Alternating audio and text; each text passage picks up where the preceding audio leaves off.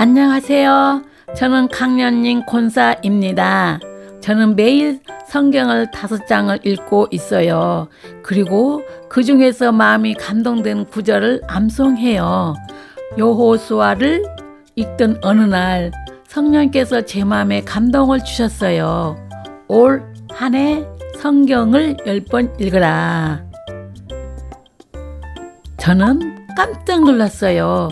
그것은 불가능하기 때문이죠. 아버지, 저는 살림도 해야 하고 1년에 시댁에 몇 번이나 가야 해요. 자녀 뒷바라지도 해야 하고 여러 가지 일을 해야 하는데 어떻게 1년에 10번이나 읽을 수 있어요? 저는 이 문제로 한 달 동안이나 걱정을 했어요. 그러던 어느 날 예배 시간이었어요. 목사님이 여호수아에 대해 설교하시는 거예요. 그런데 그 말씀이 제 마음에 큰 감동이 되었어요. 마치 저에게 말씀하는 것 같았어요. 집에 돌아오자 저는 순종하기로 결정했어요. 그 대신 아버지께 조건을 걸었어요. 당시 저희 가정에 물질이 어려웠어요. 그리고 두 아들이 있는데 중학생이 되니까 사춘기를 겪는데 제가 감당하기가 어려웠어요. 그래서 저는 아버지께 말씀을 드렸어요. 아버지, 말씀하시는 대로 성경 10번 읽을게요. 대신 우리 가정의 물질과 아들 문제를 해결해 주세요. 그리고 성경을 읽기 시작했어요. 하지만 저는 살림을 해야 하기에 낮에는 성경을 읽을 수가 없었어요. 그래서 밤에만 읽었어요. 읽다 보면 어느덧 새벽기도 갈 시간이 될 때가 많았어요. 저는 그 해 밤에 제대로 자지 못했어요. 부지런히 읽으니 한 번 읽는데 대충 22일이 걸렸어요. 그렇게 해서 저는 1년 동안 10번을 다 읽었답니다. 그리고요, 하나님께서 보상도 해주셨어요. 제가 기도했던 두 가지를 모두 가장 좋게 해결해 줬답니다. 왜 히브리서 11장 6절에서 아버지가 보상을 약속했잖아요. 제가 그 말씀을 읽어볼게요. 믿음이 없이는 하나님을 기쁘시게 하지 못하나니 하나님께 나아가는 자는 반드시 그가 계신 것과 또한 그가 자기를 찾는 자들에게 상 주시는 이심을 믿어야 할지니라. 어느 날 성경을 읽을 때예요. 글쎄, 성경에서 김이 몽게 올라오는 거예요.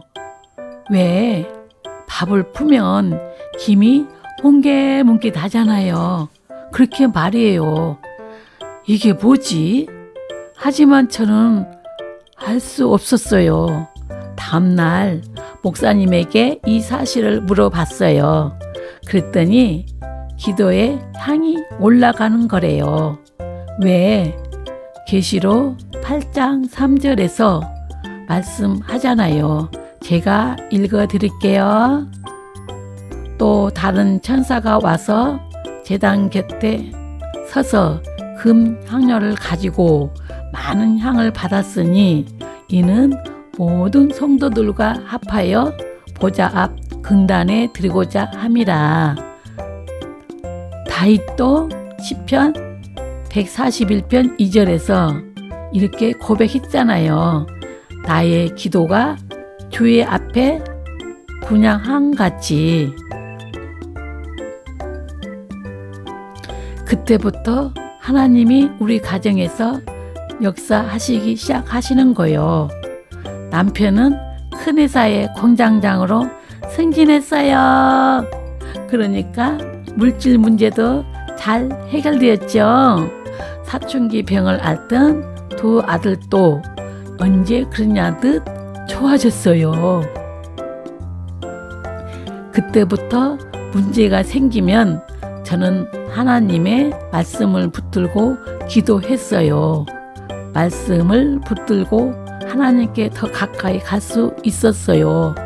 그렇게 아버지와 더 치밀하게 했으니까 더 무시로 기도하게 되던군요. 문제가 생길 때마다 저는 물어봐요. 아버지, 어떻게 할까요? 어떻게 해요? 저는 친정아버지에 대하듯이 하나님께 늘 물어봐요. 여러분도 살다 보면 남편이나 자녀 등 가정에 문제가 다가오지요. 그럴 때마다 긴장하지 마세요. 두려워하지 마세요. 하나님의 말씀을 꼭 붙들고 그 말씀을 통해 하나님께 가까이 가세요. 기도가 이루어지도록 끝까지 기도하세요. 그러면 하나님이 분명히 응답해 주세요. 오늘 이야기는 여기까지예요. 다음에 다른 얘기로 또 뵐게요. 사랑합니다. 축복합니다.